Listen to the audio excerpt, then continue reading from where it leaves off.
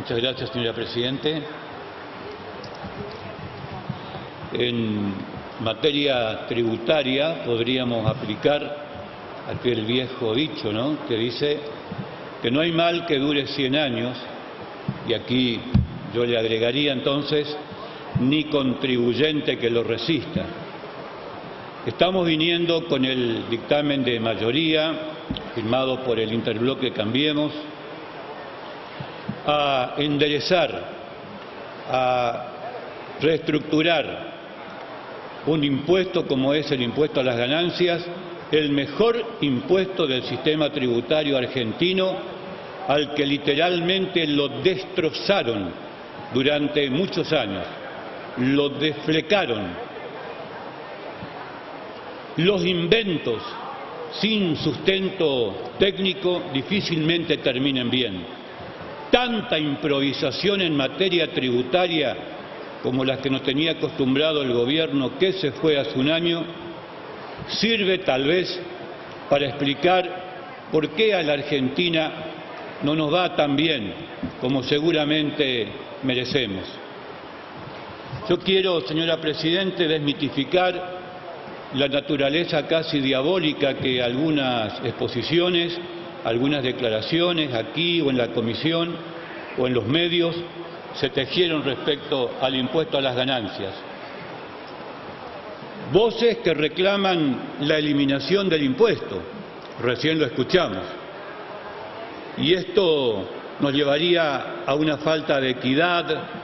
Esto tiene falta de fundamentación técnica, falta de fundamentación teórica y yo diría hasta filosófica.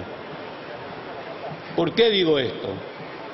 Porque el impuesto a las ganancias es un impuesto tal vez mal llamado, porque si uno lee la ley, la definición de ganancia luego lo asimila a renta o lo lleva a la palabra renta, calificando a la renta como aquel rendimiento de naturaleza periódica que implique en la permanencia de la fuente productora de esa ganancia, de esa renta.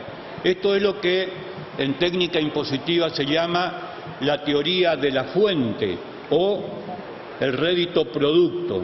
De esto se trata. ¿Cuál es el rendimiento de naturaleza periódica? El salario. ¿Cuál es la fuente productora que tiene permanencia en el tiempo? El trabajo. Mientras subsista el trabajo, genera un rendimiento, ese rendimiento es el salario, y eso es lo que la ley del impuesto a las ganancias lo determina como sujeto al gravamen.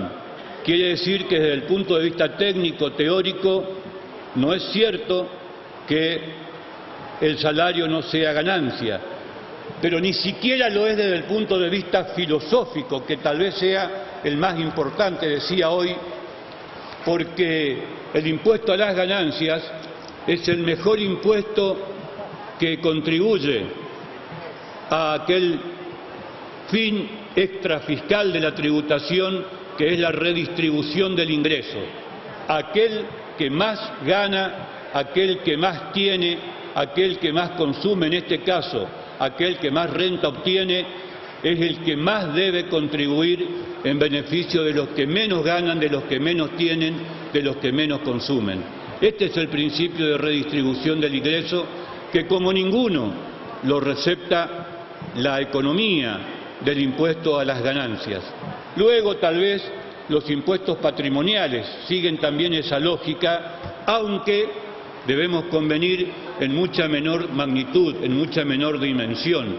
No son tan significativos en materia recaudatoria los impuestos patrimoniales de nuestro régimen tributario. Y por último, están los impuestos al consumo, que son los más regresivos del sistema tributario y sobre el que se basa en gran medida la recaudación de nuestro sistema.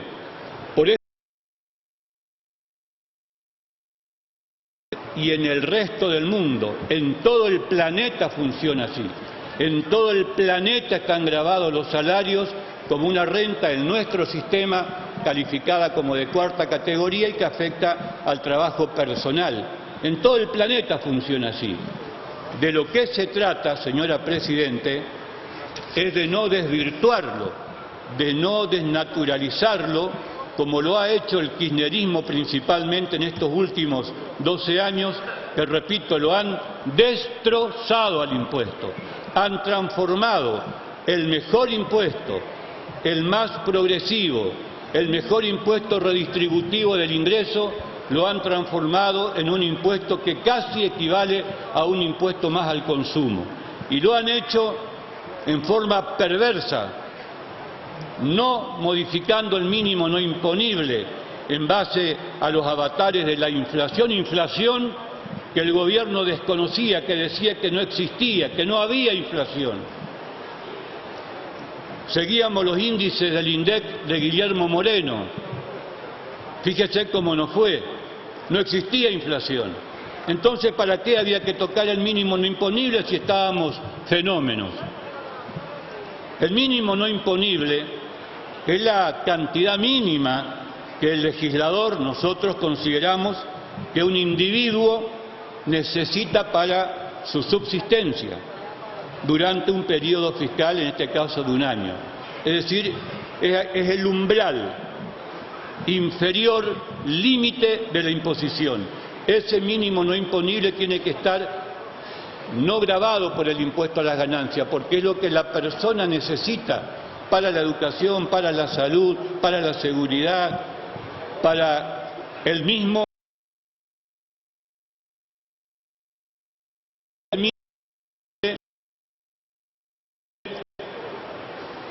durante muchos años no se actualizó, y vaya que había inflación a pesar de Guillermo Moreno y su INDEC. Es el límite inferior de la capacidad contributiva, pero no es el único problema. Hoy se lo quiere presentar como que el centro del problema de ganancias es el mínimo no imponible. Ese es un aspecto, pero ni siquiera es el más importante. Mucho más importante que el mínimo no imponible, para darle la progresividad que necesita este impuesto, que tiene en su economía este impuesto, son las escalas que en nuestra ley están en el artículo 90 y que durante 16 años no se tocaron. El último fue en el año 99, gobierno de la Alianza, y que rigió a partir del 2000. Han pasado casi 17 años y seguimos con la misma escala. Esto es lo que le da el sesgo regresivo y que lo transforma a este impuesto como si fuera un impuesto más al consumo. Y este es el corazón de la reforma del oficialismo, del dictamen de mayoría. Es el corazón de la reforma. De nada serviría todas las modificaciones que hagamos a la ley de ganancias si no tocáramos la escala del artículo 90. Y este es el gran avance que genera este proyecto de ley, este dictamen de mayoría. La escala del artículo 90, porque en base a esa escala se calcula cuánto debe pagar cada persona, cada trabajador, trabajador independiente o bajo relación de dependencia que esté alcanzado por el impuesto. Como esta escala está tan achatada, las 7 escalas, los 7 tramos, en la práctica se transformaron en 2. Uno que refleja el promedio y otro que va directamente a la última escala, la del 35%. La gran mayoría de los trabajadores hoy, superado el mínimo no imponible, rápidamente iban a pagar el 35%. Esta es la perversidad que el kirchnerismo no supo o no quiso o no pudo solucionar durante 12 años. No haber tocado la escala del artículo 90. Este proyecto viene a salvar esa situación. Bueno, también podríamos hablar del decreto 1242, ya se habló hoy, lo dijo el diputado Laspina, que fue muy perverso y que hizo que aquel trabajador que ganaba menos de 15.000 pesos, o aquel independiente, menos de 15.000 pesos en el año 2013 hasta agosto, no pagara, aunque después en el 2014, 2015, ganara, qué sé yo, 50, 80, 100.000 pesos, pero como no pagaba en el 2013, entonces tampoco pagaba en el 2014, 2015, pese a haber tenido un incremento fabuloso en su remuneración o en sus servicios profesionales. Esto se solucionó con el decreto del mes de febrero que eliminó, que derogó este mal decreto 1242. Tenemos, señora Presidente, volviendo al mínimo no imponible, el más alto de la región, solamente superado por Colombia. Chile tiene un mínimo no imponible de $11.000 año, menos de $1.000 por mes. Estados Unidos tiene varias categorías, pero en general el soltero rondando los $10.000 y el casado los $20.000. Según la edad, después tienen distintas otras tablas. España tiene un mínimo no imponible de 5.151 euros. La Argentina tiene con este proyecto un mínimo no imponible equivalente a casi $2.500 mensuales, $30.000 anuales, por encima de Chile, de Estados Unidos, de España. Somos el país con más alto mínimo no imponible del mundo medido en términos de salarios medios y el más alto de la región después de Colombia. Este es el mínimo no imponible que la oposición critica. Pero más importante, repito, es la escala del artículo 90. Estamos entonces dando solución con este proyecto a una serie de inquietudes y reclamos permanentes de todo tipo que en este Congreso se escucharon durante muchos años. Estamos volviendo a darle progresividad con la escala del artículo 90, retocando nuevamente el mínimo no imponible, repito, el más alto de la región, pero agregando en el dictamen de mayoría deducciones tales como los alquileres, hasta un 40% de la facturación con tope en el 23A, para casos de familia única, que es una manera indirecta de elevar el mínimo no imponible de una forma sustancial. Estamos modificando también o agregando como deducción los viáticos, también con el tope del 40% sobre el 23A. Esto también es una novedad. Actualmente pueden deducir viáticos únicamente los corredores y viajantes de comercio. Estamos modificando las categorías del monotributo, que no se tocan hace mucho tiempo y que sufren la misma falta de adecuación, lo que hace que mucha gente no pueda permanecer en el régimen del monotributo. Y vamos a proponer de resultados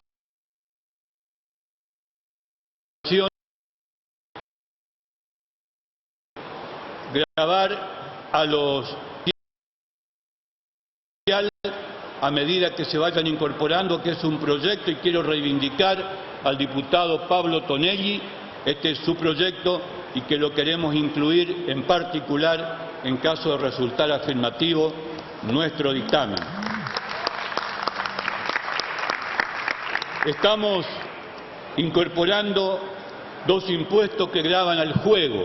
Uno, a las máquinas tragamonedas con un monto fijo por año, con la flexibilidad para que la AFIP lo pueda determinar en función de la ubicación y de las particularidades que tengan las distintas provincias, y un impuesto sobre las ventas, sobre las apuestas, que se asemeja a un impuesto interno sobre el expendio de fichas, tickets, vouchers, etcétera, para los juegos en estas máquinas en forma electrónica. Con lo cual se compensa en alguna medida o en gran medida la mayor detracción de la recaudación por la incorporación de deducción por alquileres y por viáticos. Señora Presidente, evidentemente acá estamos ante la presencia de una discusión que, bien lo decía el miembro informante del dictamen de mayoría, se ha tornado esencialmente política, mucho más que técnica, porque con todas estas incorporaciones, con un impuesto que vuelve a la senda de los impuestos progresivos, el más progresivo de todos los impuestos. Evidentemente no se entiende cómo no se puede llegar a un acuerdo con la oposición y básicamente con quienes hasta hace 11 meses, un año atrás, se habían encargado de dejarnos, quienes ahora proponen un impuesto a los altos ingresos, nos dejaron el mínimo no imponible en 15.000 pesos. Quienes ahora proponen este impuesto progresivo en beneficio de todos los trabajadores, nos dejaron una escala de aplicación achatada hacía 16 años. Entonces, no es creíble esta propuesta y mucho menos de parte de quien la hizo en nombre de esta nueva alianza parlamentaria, que fue el máximo responsable como ministro de Economía durante todos estos años en que tuvieron todas las oportunidades para modificar el impuesto, nunca lo hicieron, se ausentaban del recinto cada vez que llamábamos a una sesión especial, nunca vinieron, nunca dieron quórum y ahora están muy preocupados por la suerte de los trabajadores que supuestamente buscan, quieren proteger. Se acordaron tarde, han perdido las elecciones, muchachos, se acordaron tarde, lo hubieran hecho antes. Nuestro objetivo, entonces, es mantener el impuesto. Es un error pretender que el impuesto a las ganancias de cuarta categoría deba ser eliminado, es un error. Hay que mantenerlo, pero mantenerlo con sesgos progresivos, no como el impuesto que le damos el 10 de diciembre del 2015. Lo que hay que hacer es subsanar las deficiencias del impuesto, pero no eliminarlo. Es el impuesto más progresivo. Sería un gravísimo error en términos económicos y de progresividad del sistema tributario eliminar cuarta categoría. Nos dicen que el presidente en su campaña, en un spot del mes de septiembre, había dicho que los trabajadores no iban a pagar el impuesto a las ganancias. En esa misma fecha, en el mes de septiembre, el hoy presidente de la Nación, Mauricio Macri, también decía en una entrevista periodística de un medio gráfico que el objetivo era que los que más ganan sean los que paguen el impuesto a las ganancias. Incluso dio un parámetro, habló del quintil más alto. Esto significa, en buen romance, que el 20% de los mejores salarios y de los mejores ingresos paguen el impuesto de cuarta categoría, el impuesto a las ganancias. Que es lo que está sucediendo con este proyecto, donde el 20% con mayor capacidad contributiva es el que tributa o va a tributar el impuesto. Hoy lo paga el 20%, y esto es lo que se va a mantener. ¿De dónde sacan esto de que más gente va a pagar el impuesto? Esto es una expresión para defender un dictamen, un proyecto, pero que no está basado en la realidad. Si se está aumentando el mínimo no imponible, si se están adecuando las escalas, si se están agregando deducciones importantísimas, como lo es la de alquileres, lo más probable es que pague menos gente y no más contribuyentes que los que hoy existen. Señor presidente, el impuesto a las ganancias no es un impuesto simple, tiene una naturaleza cedular, está dividido en 4 categorías, tiene varios artículos con un montón de deducciones, algunas se aplican a algunas categorías, otras se aplican a otras. Por lo tanto, no se puede votar un impuesto, una parte sí y otra parte no, sino que tiene que ser una cuestión integral. Esta cuestión integral es la que el oficialismo responsablemente viene a ofrecer, viene a presentar ante este Pleno solicitando el acompañamiento. Señora Presidente, evidentemente, vuelvo al principio, no hay mal que dure 100 años ni contribuyente que lo resista. Más allá del resultado de esta votación, vamos camino con una reforma tributaria integral a tener nuevamente un sistema tributario más justo, un sistema tributario más equitativo, un sistema tributario progresivo, desandando el camino que el kirchnerismo anduvo durante estos últimos 12 años. Por eso venimos con mucha convicción y con mucho énfasis a reclamar y a pedir a nuestros pares el acompañamiento al dictamen de mayoría. Muchas gracias. Gracias, diputado.